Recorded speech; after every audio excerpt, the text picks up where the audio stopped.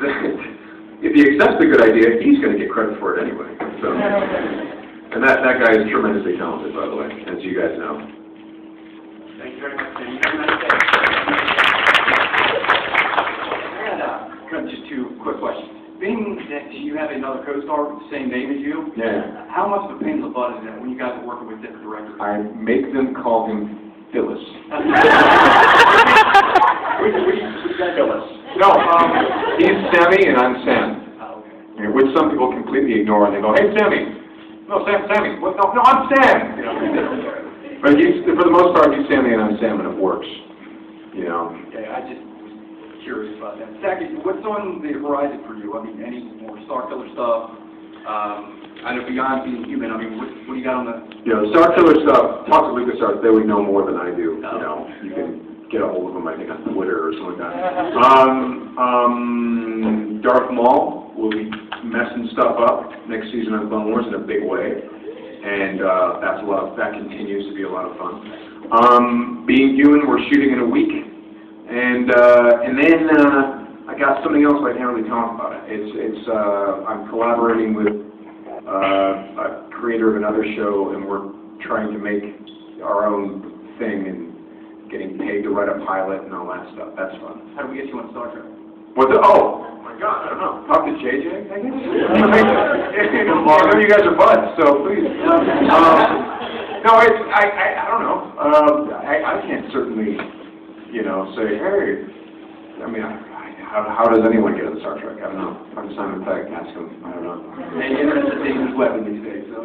Yes, indeed. No, I would just love to contribute in any way to that franchise. Because, I mean, for example, if anyone, did you guys ever watch the New Voyages thing that they did, the fan films, the Star Trek fan films? It's now Star Trek Phase 2, but originally it was called Star Trek New Voyages.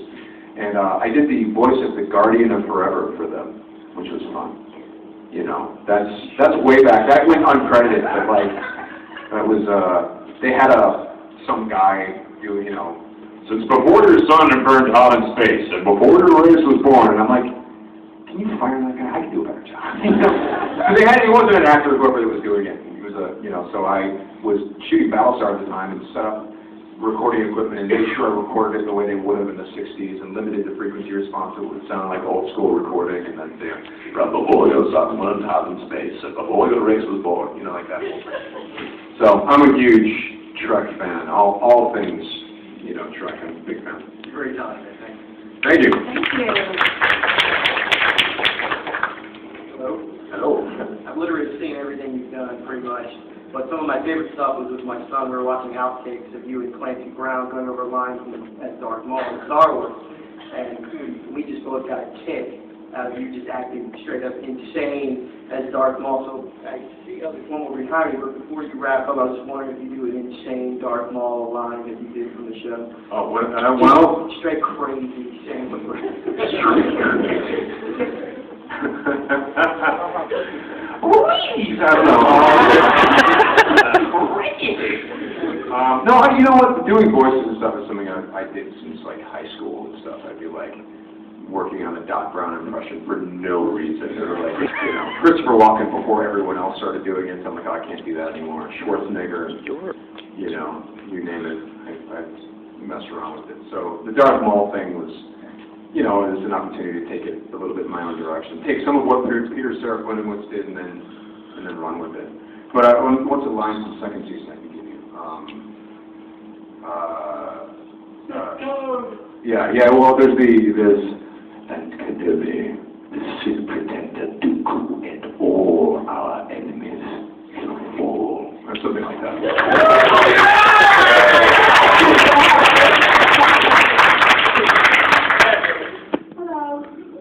As a fellow Trekkie, who's your favorite Star Trek captain, and what's your favorite Star Trek movie? Wow, that's tough. It's really tough. Because I gotta say, I thought, okay, let's just put it this way. My favorite Star Trek shows were original series, Next Gen, and Deep Space Nine. Avery Brooks, I thought, was unbelievable as the captain. Not as much in the first few seasons, but when he really just kind of let himself be Avery Brooks, it's like, whoa, this guy is an incredible actor. And then Patrick Stewart, obviously, is wonderful as Picard. Grew up watching him big time. But I think, you know, because the first one that I saw was Kirk, and I think that's always going to be my favorite. And I think Chris Pine is doing an incredible job as that character. And also just the, you know, it's more fun, the cadence, you know. We've got to get to the planet. No, but honestly though, that show wouldn't have worked without Shatner. I mean, we have now seen how the show could have worked with Jeffrey Hunter, or just about any other actor out there. And by the way, Jeffrey Hunter, really good actor, but the show would have been no sense of humor, no spark, no fun, you know? Unless Spock became the funny guy. I mean, seriously. No, you watch Jeffrey Hunter, and it's like he's doing a great job. He's taking it super seriously, and he's giving it all that weight and drama, but this show has no sense of humor. Not until Kirk shows up, and then Bones shows up, and suddenly you have all this life, you know? So without Shatner, show wouldn't have worked, you know? No Star Trek without Shatner, really.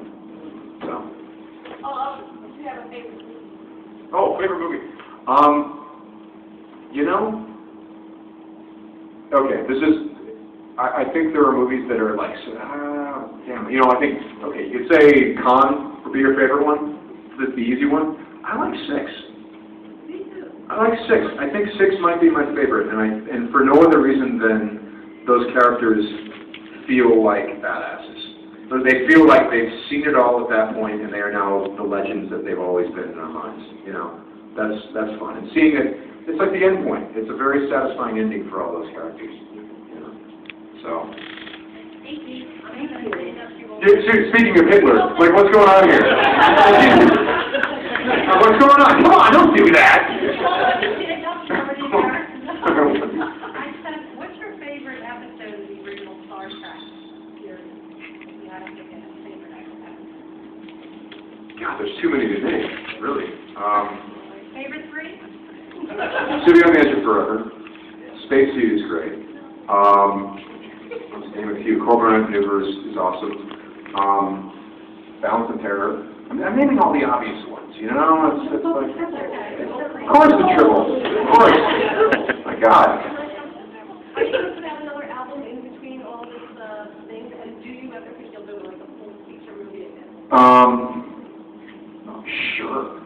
On both. You know, I think the album thing is tricky. I have a half-finished one. It's been sitting there half-finished for a long time. It's because I've not had any time to get to it, which is really sad to me. I can sell discs now. When I made the first one, you know, who was I going to sell it to? These days, I can really push, you know, a bunch of discs. Or MP3s these days. Like, so I can make a bunch of tapes and send them out. Great, I'll make a phonograph. Who the hell? No, I can sell a lot of MP3s these days. I mean, it's you know, I hear that all the time, and I'm so grateful for anyone listening to this. That's very patient. But you know, in fact, some of the guys that are in my band that I'm recording with, I am working on this project with the same guys. You know, my buddies, and we like to work together on stuff. So we played out at the Crash Stones, and now we're working on this thing. So hopefully, this thing we're trying to make happen will happen. We're getting paid for working on it so far. That's cool. I like that. We're not working for free. That's cool. But as to whether it will make it out and people will see it and enjoy it, that's another question. A quick comment. Yeah. You're almost as good as Lance Shatner. How do you mean? I mean, because look, he had a lot more experience than I did. Your music is almost as good as Lance Shatner. Ah, the music. It's a joke. Right, I see. When you say you're almost as good as William Shatner, you're like, yeah, ask the Green Lady. I don't know. I'm not sure. Oh my God, speaking of green people, what's happening? This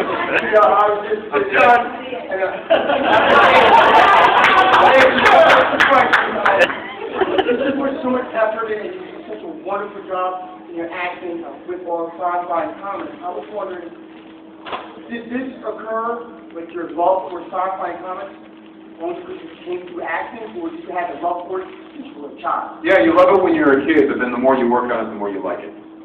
Basically, yeah. I've become a bigger fan of all these things from having worked on them. So, Thanks a lot, guys. You guys are